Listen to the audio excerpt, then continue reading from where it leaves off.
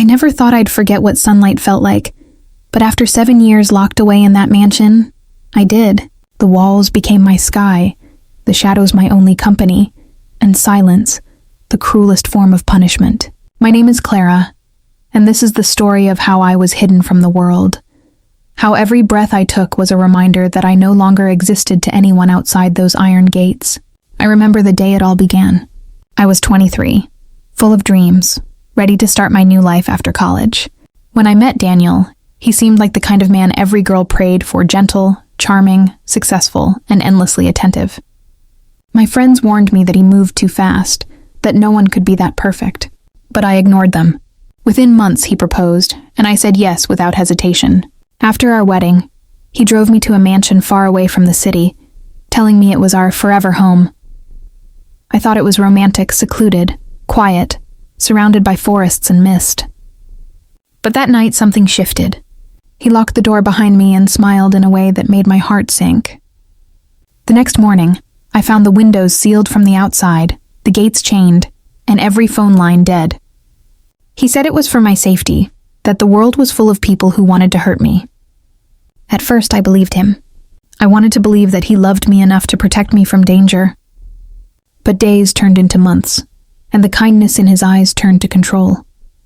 I was no longer his wife, I was his prisoner. Every meal, every minute, every movement was dictated by him. He took away my clothes, my books, even the mirror from my room. He said I didn't need to see myself anymore because I belonged to him completely. I tried to escape twice. The first time, he caught me at the back door and locked me in the basement for a week. The second time, he broke my wrist. That was when I stopped trying. Or at least, that's what I let him believe. Because deep down, I promised myself, if I ever saw the light again, I'd never let anyone cage me again. Years passed in a blur of endless days and sleepless nights. I learned to count time by the sound of rain tapping on the roof, by the creak of Daniel's footsteps outside my locked door. And by the way, my reflection had slowly faded from memory. He kept me alive but empty, feeding me just enough food, giving me just enough warmth to keep breathing. He said I should be grateful because he had saved me from the world. He would come in some evenings with flowers, forcing a smile, pretending we were still husband and wife. He'd ask me to sit with him at dinner, to laugh, to talk, to act normal, as if the chains on my ankles were imaginary. Every time I refused, he'd whisper things that made my blood freeze. How no one remembered me. How my family had moved away. How the world had already forgotten my name. I wanted to call him a liar, but deep down, I feared he might be right. Sometimes I'd sit by the wall, pressing my ear to it, just to feel something, vibration, sound, proof that there was life beyond these walls. The house itself became a monster, alive with secrets. I'd hear footsteps in rooms no one entered, whispers in the hall, the soft click of locks turning at night. He hired no servants. He did everything himself, and when he left for supplies, he'd turn on the alarm that made every door impossible to open without him. I began to talk to the walls, to whisper stories to myself just to stay sane. I even gave names to the cracks in the ceiling and the dust motes dancing in the morning light. Then one day something changed. I was sitting near the far corner of the bedroom, tracing the rough texture of the wall, when I felt a faint tapping. At first, I thought it was a trick of my imagination, another illusion my mind had created from loneliness. But then it came again. 3 quick taps, then a pause, then 2 more. My heart stopped. Someone was on the other side. I pressed my ear against the cold plaster and whispered, "Hello?" For a moment there was silence. Then I heard a voice, low and cautious, whisper back, "Don't be afraid. I can help you." For a moment I didn't breathe. The voice was real, not a memory or a dream. It was soft, male, steady but filled with urgency. My hands trembled as I pressed closer to the wall, afraid that if I moved, the moment would vanish. "Who are you?" I whispered, my voice cracking from disuse. "My name's Leo," he said, barely audible. "I'm working on the grounds outside. I heard noises from this wall a few times before, but I didn't think anyone was in there." My chest tightened. Someone was close enough to hear me, close enough to talk to me. Hope, something I hadn't felt in years, started to flicker in my chest like a fragile flame. "He keeps me locked here," I whispered. "Please, you have to help me."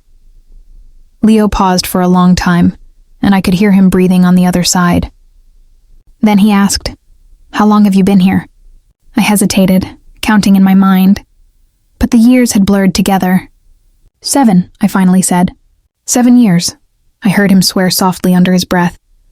Then his tone hardened with determination. "I'll come back tonight," he said, "when he's gone." Before I could reply, footsteps echoed in the hallway behind me. My heart lurched. Daniel. I scrambled back to my bed, pretending to be asleep just as the lock clicked. He entered quietly, his cologne thick in the air. "You've been quiet today," he said, his voice smooth but cold. He looked at me for a long time, his eyes scanning the walls as if he could sense something had shifted. Then, without warning, he crouched beside me and whispered, "Do you ever wonder if anyone can hear you?" My blood ran cold. He smiled faintly, brushing a strand of hair from my face. "No one ever will," he said softly, and then left, locking the door behind him. I waited for hours in silence, afraid he'd somehow heard Leo's voice. When night finally fell, I crept back to the wall, praying I hadn't imagined it all. Then faintly came 3 gentle taps again. My heart raced as I pressed my ear close. "He's gone," Leo whispered. "Tell me everything. Tell me how to get you out." That night became the first time in years I felt alive. Whispering through that wall, I told Leo everything: how Daniel had taken me after our wedding, how he'd destroyed my identity, cut me off from the world, and convinced me no one cared whether I lived or died.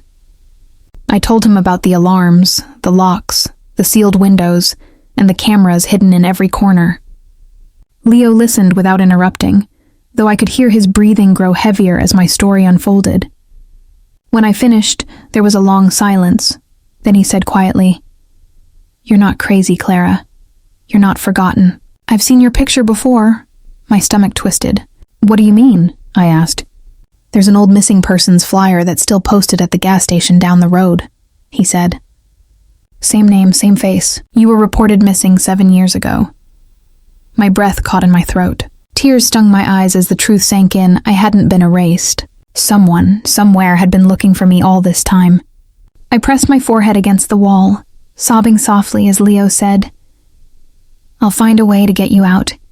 But you have to stay quiet, understand? If he suspects anything, it's over." I nodded even though he couldn't see me. For the first time, I had a reason to survive beyond just breathing. Over the next few days, Leo and I created a secret rhythm: 3 taps for safe, 2 for danger, and 1 long drag of a finger across the wall meant, "I'm here." Every time I heard his signal, my heart lifted. He started slipping notes through a small crack near the baseboard, hidden behind a loose tile. In them, he'd write instructions, questions, plans. He even brought me tiny pieces of chocolate once, wrapped in tissue, saying he wanted me to remember what sweetness tasted like. But danger hung over us like a shadow. Daniel had started growing suspicious. He began checking the walls, asking strange questions, and installing new locks on the doors. One night, I saw him standing in the hallway staring at the wall for nearly 10 minutes, his expression blank, his eyes dark. I froze, terrified he could somehow feel the connection Leo and I had created. And in that moment, I realized something: if Daniel found out, he wouldn't just punish me. He'd kill Leo too. The fear of losing Leo became the only thing keeping me from breaking completely. Every time Daniel left for town, Leo would come to the wall, whispering updates and plans, each one more daring than the last. He'd mapped out the property, found the security system's control box, and even located the back entrance where the alarm wires connected. But the problem was Daniel's absences were unpredictable, and one wrong move could cost both our lives. One evening, as rain poured against the windows, Daniel appeared unusually calm. He brought me dinner himself, smiling as though nothing was wrong. But his eyes gave him away. They were searching, studying me. "Do you ever miss the world out there?" he asked, cutting his steak slowly, deliberately. I hesitated. "No," I lied, my voice shaking. "I have everything I need here." He smiled again, but this time it didn't reach his eyes. "Good," he said softly, "because the world doesn't miss you either." That night I didn't sleep. I sat near the wall, waiting for Leo's signal. When I finally heard the familiar 3 taps, I almost cried from relief. "He's growing suspicious," I whispered. "You have to be careful." Leo's reply came fast and urgent. "We can't wait any longer, Clara. I've cut the power to the main gate. Tomorrow night, when he leaves, I'll break in from the cellar. You'll meet me there." My heart raced. Freedom felt close enough to touch, yet terrifyingly far. I wanted to believe this nightmare was ending, but part of me couldn't shake the dread that Daniel somehow already knew. The next morning, Daniel was gone longer than usual. I used the time to gather the few things I had: an old photo of my parents, a ring he'd once given me before everything turned dark, and the notes Leo had written. As night fell, the house grew eerily still. I sat on the cold floor waiting for the sound of footsteps, a door opening, something. Then came the faint creak of the cellar door beneath the floorboards. My breath caught. I tapped once our signal for "I'm here," but before I could move, I heard something else. A second set of footsteps, heavy, slow, coming from the hallway above. My heart dropped. Daniel was home early. Panic surged through me like lightning. I froze, every muscle in my body tight as the sound of Daniel's footsteps grew louder, moving toward my room. Beneath the floor, I could still hear faint movement, the soft scrape of Leo's boots on the cellar floor. He was inside. My mind raced. If Daniel found him, he'd kill him without hesitation. I glanced at the wall, desperate to warn Leo, but there was no time. The key turned in the lock, and the door swung open. Daniel stood there, rain dripping from his coat, his face expressionless, but his eyes burning with suspicion. "You're awake," he said, stepping inside. I thought I heard something.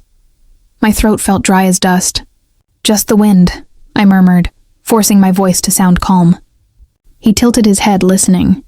Then he moved toward the corner, the very wall where Leo and I had spoken for weeks. My heartbeat roared in my ears. "Strange," he muttered, pressing his hand against the plaster. "The walls seem thinner lately." I bit my lip so hard I tasted blood, praying he wouldn't notice the loose tile near the floor. For a moment he just stood there, silent, listening. Then suddenly, from somewhere beneath us, a faint noise echoed, a thud, quick and muffled. My stomach dropped. Daniel's head snapped toward the sound. His entire body stiffened. Then, without a word, he turned and strode out of the room, his footsteps echoing down the hall toward the basement stairs. The moment he disappeared, I rushed to the wall, tapping frantically. 3 times, pause, 3 more. "He's coming, hide!" I whispered, barely breathing. I pressed my ear close and heard Leo's urgent whisper. "Don't worry about me. Just be ready." Then silence. Seconds later, I heard the creak of the basement door opening, followed by Daniel's voice shouting into the darkness. "Who's down there?" My heart hammered so violently I thought I'd faint. There was another noise, a crash, the sound of something heavy falling. Then a sharp, strangled yell that made my blood run cold. I wanted to scream, to run, to tear the walls apart, but I couldn't move. The house fell into a terrifying quiet. Then, somewhere below, came a final sound, a single gunshot that shattered the silence and ended everything. The gunshot echoed through the mansion like a scream from the past, and then there was nothing, no footsteps, no voices, only the heavy pounding of my heart. I pressed my hands to my mouth to keep from sobbing out loud. I didn't know who had pulled the trigger, but dread filled my chest like ice water. Minutes dragged into hours, or maybe it just felt that way. Finally, I heard Daniel's footsteps returning slow, heavy, deliberate. The floorboards groaned with every step. When he appeared in the doorway, I knew instantly something was different. His face was pale, his shirt stained with something dark. His eyes looked hollow, as if whatever humanity he had left was gone. "There was a man," he said softly, closing the door behind him. "A filthy trespasser. He won't be coming back." My stomach twisted violently. I wanted to scream, to throw myself at him, to claw the truth out of him, but I couldn't risk it. I had to survive. "What did you do?" I whispered. He tilted his head, studying me. "I protected us," he said with an eerie calmness. "No one will hurt you while I'm here. No one." That night he chained my wrists again, something he hadn't done in months. He stayed awake in a chair by the door, staring at me as if I were some dangerous animal he had to keep caged. I lay there in silence, tears soaking my pillow. Certain Leo was gone, that my one glimpse of hope had been buried beneath the floors of that cursed house. But then, just as dawn began to creep through the cracks of the curtains, I heard it.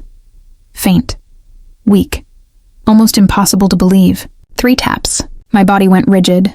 I waited, holding my breath. Then again, 3 taps, the signal we'd shared. I pressed my palm to the wall, tears blurring my vision.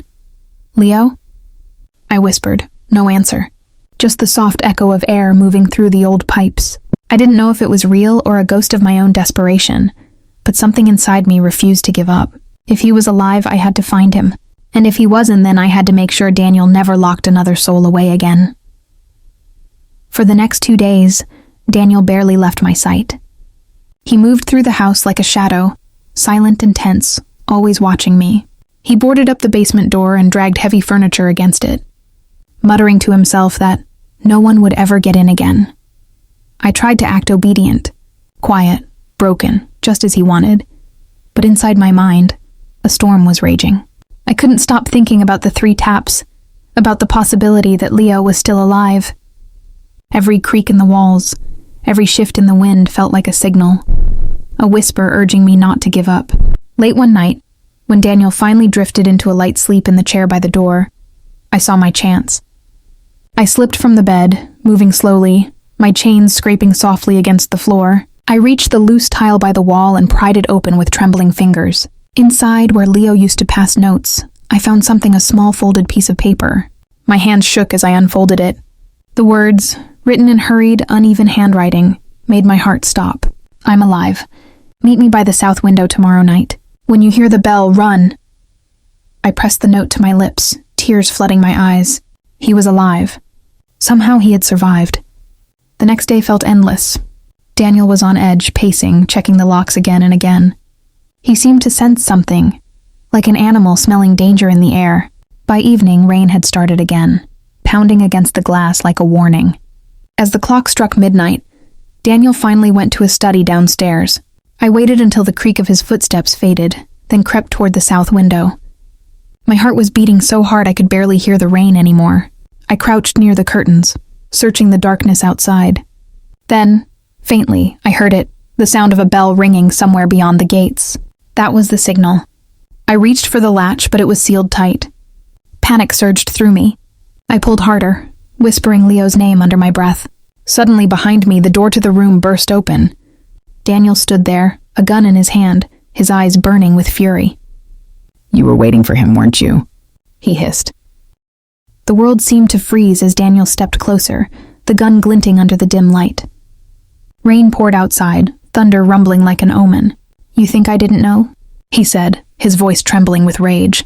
"You think I didn't hear the whispers, the tapping?" I backed away slowly, my breath shallow, my heart pounding so hard I could barely stand. "Daniel, please," I whispered, my voice shaking. "You don't have to do this."